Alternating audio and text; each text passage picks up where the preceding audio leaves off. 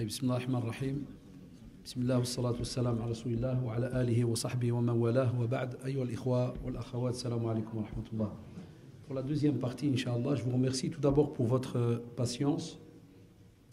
Donc je vais parler maximum une quarantaine de minutes parce que ce sont quelques conseils que je voulais partager avec vous par rapport donc à la jeunesse musulmane aujourd'hui et Inch'Allah on passera aux questions-réponses qui doivent être donc sur le sujet. Ya Shabab, c'est pour ça que j'ai gardé ce sujet avec les frères à la fin, pour que ça soit vraiment une rencontre à l'aise entre nous et que l'on parle franchement de certaines choses et que vous me considérez comme votre frère, grand frère ou petit frère par rapport à ceux qui sont plus âgés que moi. Je suis comme la plupart d'entre vous, je suis né ici. Donc je suis né à Bruxelles. La plupart de mes études religieuses, je les ai faites à Bruxelles et après quelques formations donc en Arabie. Mais je n'ai pas étudié à l'université en Arabie, donc ça prouve qu'il y a moyen d'apprendre aussi, alhamdoulilah, en Europe, si on fournit un certain effort. Il y a moyen. Pourquoi je vous donne ces détails-là? C'est pour introduire le sujet et vous dire que lorsque nous, on était jeunes, wallahi, tous les bienfaits que vous avez aujourd'hui, que ce soit les conférences maintenant en français, que ce soit Internet, que ce soit les conférences CD, YouTube, tout ce que vous voulez dans le domaine de la communication, dans le domaine de l'électronique, dans tous les domaines qui font que l'information, elle vous parvient. Vous avez un bienfait que notre génération, ceux qui ont maintenant comme moi des quarantaines d'années, 44, 45 ans, on n'a pas connu.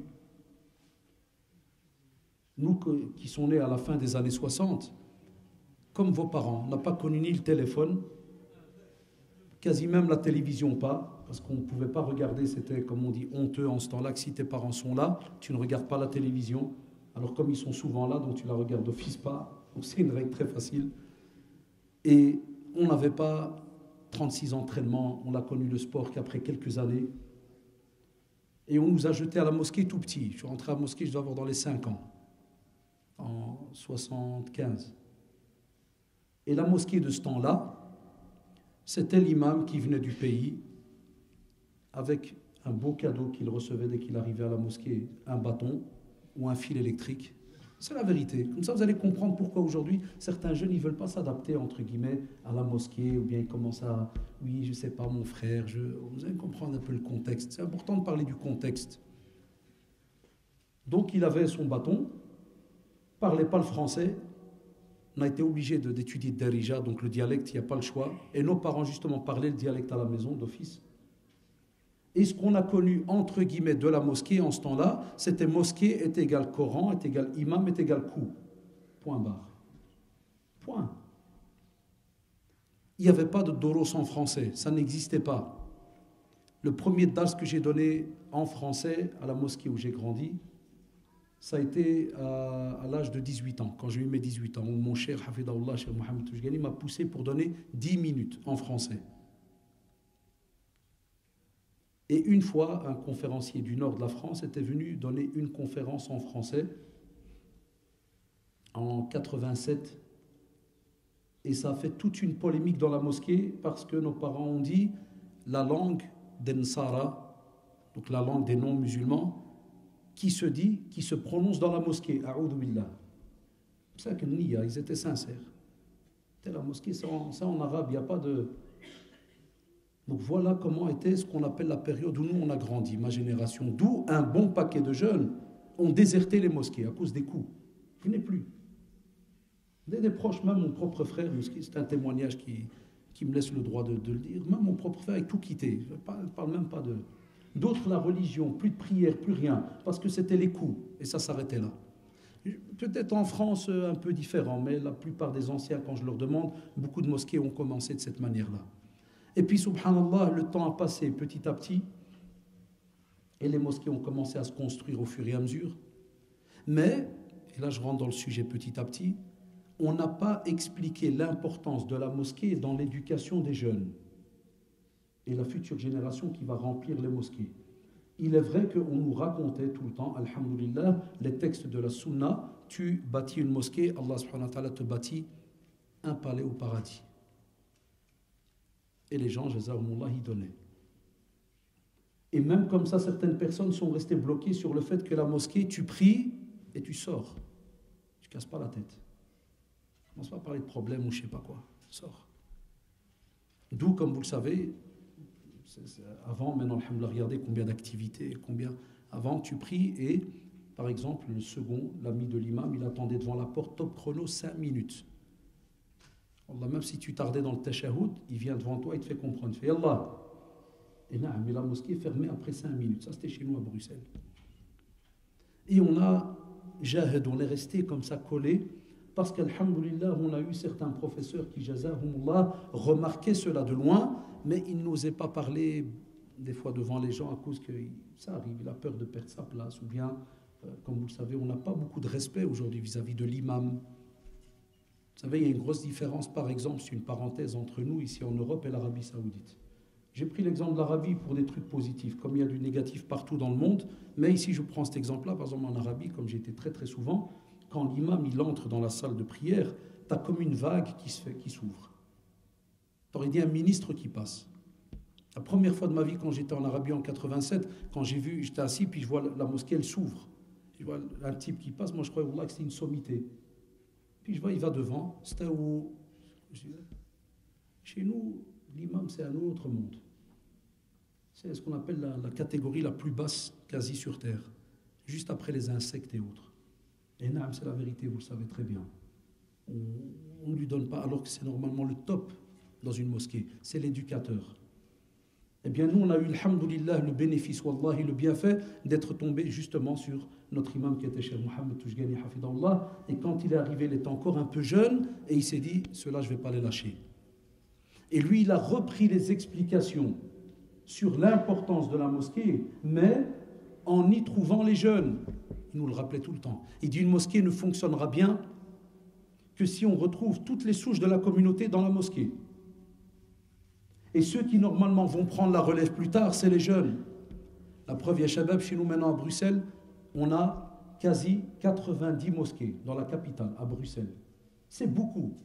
La Belgique, c'est la taille de Paris, je crois, plus ou moins. C'est vrai ou pas? La Belgique, elle est petite. Et on a sur toute la Belgique 600 mosquées. Plus de 600 mosquées en Belgique. Pour 600 000 musulmans. Vous êtes quasi entre 8 et 10 millions de musulmans. Il ne faut pas être gêné de le dire. C'est une grosse communauté musulmane en France. Combien de mosquées vous avez à Shabab? Vous êtes au courant? Qui peut me dire un chiffre? Je mène 200. La France. Peut-être 200 au quartier ici. Ouais. Oui, c'est des milliers de mosquées. Kif? Alef? Qui connaît plus ou moins les statistiques? Vous ne savez même pas combien de mosquées vous avez dans votre pays. Il y a les Français. Ça commence. 36 versions. Il y en a même qui voient des mosquées partout. 3500. Vous êtes qui dit mieux? Non, on sait très bien que ça dépasse les 1000 mosquées, on va dire, et associations. Qui va prendre la relève, vous faites? C'est qui ça, nous? Ah, les Martiens, il y a 2-3 Martiens ici. Après, vous avez vu, il a levé tout cela en disant nous. Jazahullah, Allah hafdak. Et qu'Allah subhanahu wa ta'ala fasse que ton intention, elle reste présente. Ya Shabab. Wallah, ici, les jeunes continuent des fois à se dire, parce qu'on va parler de deux groupes. Si les jeunes continuent à se dire, ouais, mais à la mosquée, il n'y a pas ci, il n'y a pas ça, et ils n'ont pas qu'ada, il n'y a pas ceci, il n'y a pas cela, ils se trompent. Parce qu'on a des jeunes qui pensent qu'on ne doit être présent à la mosquée que si cette mosquée fait des activités ou autres. Et je parle maintenant à vous tous parce que certains viennent peut-être d'autres quartiers où il n'y a pas, mashallah, des activités comme ici. Ça se peut. Tout à l'heure, quand je suis arrivé, le cheikh qui fait le cours de Coran, c'est rare, très très rare. Je l'ai trouvé jouer du basket avec ses élèves. Allahu Akbar. Ça, nous, à Bruxelles, il y a des mosquées. Si l'imam fait ça, wallah, il est renvoyé le soir même. Ils vont lui dire, Jma'a, wesh, on te paye pour jouer au basket à Monseva. On te paye pour jouer. Non, on n'a pas compris. On n'a pas compris qu'est-ce que l'éducation de ce jeune aujourd'hui en Europe. Et nos parents doivent le savoir. Beaucoup de nos parents qui gèrent les mosquées, maintenant je parle en général, beaucoup de parents qui gèrent les mosquées doivent savoir que la gestion d'une mosquée aujourd'hui n'a plus rien à voir il y a 30 ans et n'a rien à voir du tout au bled. Tout à fait différent. Parce que le jeune ici aujourd'hui, il gravite dans des quartiers où il voit plein de choses, associations, des clubs, Wallah. Des endroits qui l'attirent pour aller jouer au loto, au football, ça, les paris et compagnie.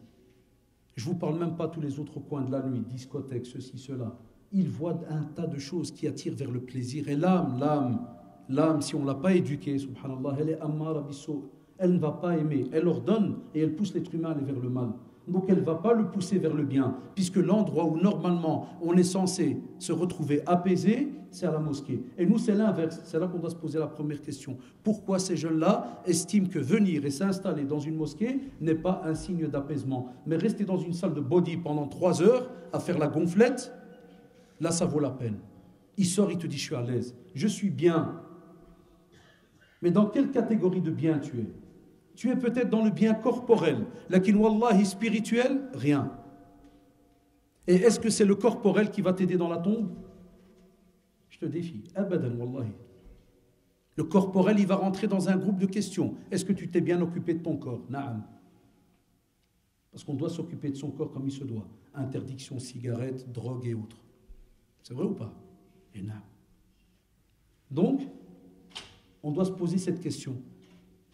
Qu'est-ce qui a fait que dans la tête de nos jeunes, plaisir est égal mosquée? Cette équation n'existe pas. Alash.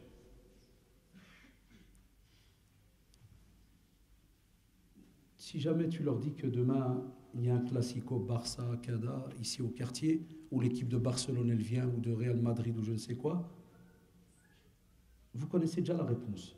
Quel est l'endroit qui va être rempli? C'est un stéréotype très connu. C'est lequel? C'est l'autre. Pourquoi? Voilà la question que normalement, on devrait avoir des débats entre nous. Et on devrait avoir ce qu'on appelle, entre guillemets, un débat où tu écoutes l'autre, tu acceptes, des fois même, entre guillemets, la critique constructive. Ça veut dire qu'il y a une réalité derrière. Et à Shabab, on avait certains professeurs, j'avais un professeur converti qui nous donnait cours, il s'appelle Dr Yahya Michaud. Maintenant, il est aux States, il est parti en Amérique, dans une université là-bas. Et Mskin, il nous disait, il y a les élèves, vos parents, ils sont fiers d'avoir ouvert 500, en ce temps-là, c'était plus ou moins 450, 500 mosquées. Mais il dit, j'ai peur d'une chose, c'est que vous allez être la cause de la fermeture de 400 mosquées. Wallah, il nous disait ça dans les années 80. Sincèrement, j'étais un de ceux qui étaient optimistes. Et je disais, non, Ustad,